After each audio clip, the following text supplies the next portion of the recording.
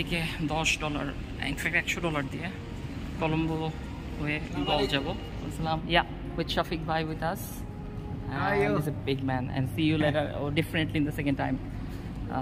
We'll go to straight to the goal and come back to the hotel and they will actually drop us in the airport in this 5. In fact, it's very difficult to get taxi in the morning. So all inclusive just in $100. So yeah, too বেশি হয়তো but কিছু করার নেই।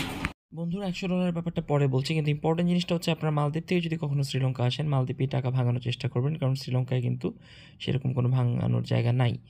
তো এই হচ্ছে আজকে আমাদের গাড়ি। সো সব ফাইনাল, আমরা দেখতে পাচ্ছি এয়ারপোর্টের পাশ দিয়ে চলে যাচ্ছি, এক্সপ্লোর করতে বেরোয় যাবো শ্রীলঙ্কা। বের হতে না হতেই দেখতে পাচ্ছেন শ্রীলঙ্কার সুন্দর কারুকার্যময় বাস।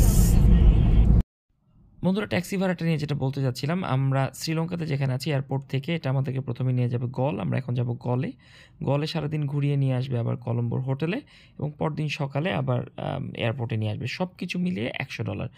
তো যেহেতু শ্রীলঙ্কার এয়ারপোর্ট এবং কলম্বো একটু দূর, তো আমার মনে হয় দামটা যথেষ্ট ভালো। আমি ডেসক্রিপশনে ভদ্রলোকের নাম্বার দিয়ে দিব। আমাদের একটু গ্লুমি লাগতেছে কালকের চেয়েও, যে গরম, এবং এই দেখুন শ্রীলঙ্কার বাস কীরকম শ্রীলঙ্কার মতোই দেখতে। ব্রেকে আসছি আসলে কিছু খাওয়া দাওয়া করবো।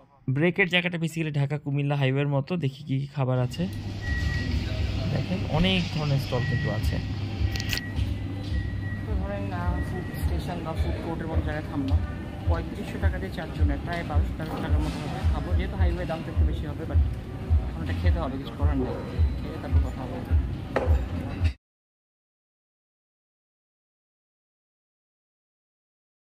যেই খাবার দিল,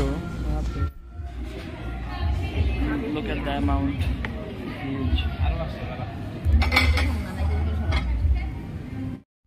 সত্যি কথা বলতে যে খাবার দিয়েছে তাতে 4 জন কেন 6 জন খাওয়া যাবে, এবং সাথে কিন্তু একটা 1 লিটারে দেখতে পাচ্ছেন পেপসিও আছে, এবং এছাড়া অনেক অনেক অনেক আইটেম ছিল। অ্যামেজিং। যে রাস্তাটা আপনারা অনেকক্ষণ ধরে দেখতে পাচ্ছেন এটা কিন্তু একটা মানে এক্সপ্রেস হাইওয়ে, আমাদের হাইওয়ের মতো যথেষ্ট বড়। প্রায় 1.5 ঘন্টা আমরা ব্রেক সহ জার্নি করে ফেলছি। এছাড়াও একটা পুরোনো লোকাল রোড আছে, বাট এটা অনেক তাড়াতাড়ি যাওয়া যায়। মাছ কিনে নিয়ে যাবো বাসায়।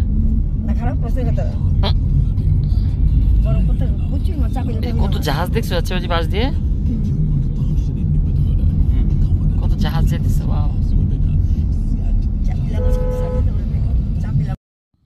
বন্ধুরা আমরা দেখতে পাচ্ছেন গলের কাছাকাছি চলে আসছি। এখানে সবচেয়ে ফেমাস যেটা আমাদের দেখার ইচ্ছা, এখানে ডাচ বা নেদারল্যান্ডের একটা ফোর্ট আছে এবং গলের স্টেডিয়াম আছে, একটা মিউজিয়াম আছে, যদিও দেখতে পাবো কিনা জানি না। বাট এসব কিছু এবং আলটিমেটলি গল জায়গাটা আমার সারা জীবনের একটা প্রিয় জায়গা, সেখানে আজকে আমরা।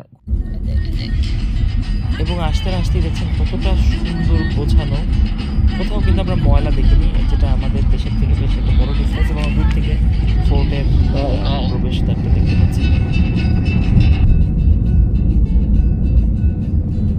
ইন্ডিয়ান কলকাতার বাসের মতো তাই কোনো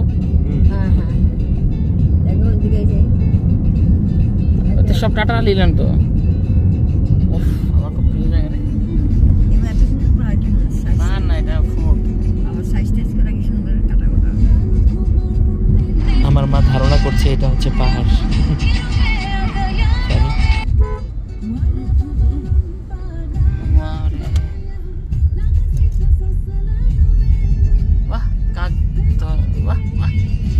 So well, শেষ পর্যন্ত welcome to Dutch Fort in Gol.